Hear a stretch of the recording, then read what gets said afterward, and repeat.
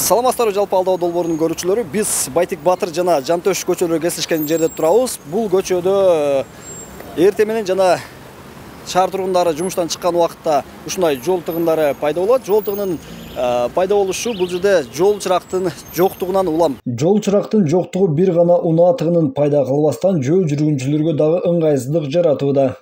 Биз биринчи жолу өтүп атабыз, бирок машина аябай көп өтөт экен. Неудобно да өткөн көчө. Анткени ар кандай болушу мүмкүн. Биякта мына өзүңүздөр көрүп атасыздар. Кээде машиналар да токтоп бербейт. Өтүп атканда машинаны карап өтөбүз да. Кичине бизди көрүп анан токтогондон өтөбүз. А так мындай сразу өтө албайбыз. Кээде токтой койгон учурлар болобу? Ооба, болот андай. Конечно, ыңгайсыз. Неге? Карасаң, бири-бирин токтошпойт. Машина аз жерде ала чоң машина коюп да кетет, чыгат го мен.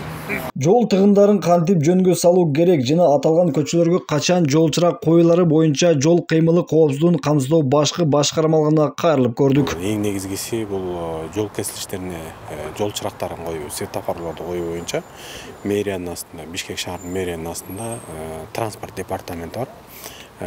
Бул транспорт департаменти ошол жол кесилишине жол чырак коюу боюнча багы атайын титульный лист коет. Титульный листин бизге макулдашууга берсе, биз ошол жол чырактарын орнотуу боюнча атайын комиссия курамын түзүп, карап чыгып, эгерде ошол жерге коюла турган ылайыктуу болсо, биз өзүбүздүн макулдугубузду беребиз. Жол тыгыны пайда болгон учурда жол кыймылы коопсуздугун камсыздоо башкы башкармалыгынын кызматкерлери кол менен жаңсуу ыкмасы аркылуу унаа тыгындарын азайтуу боюнча иш алып барышат.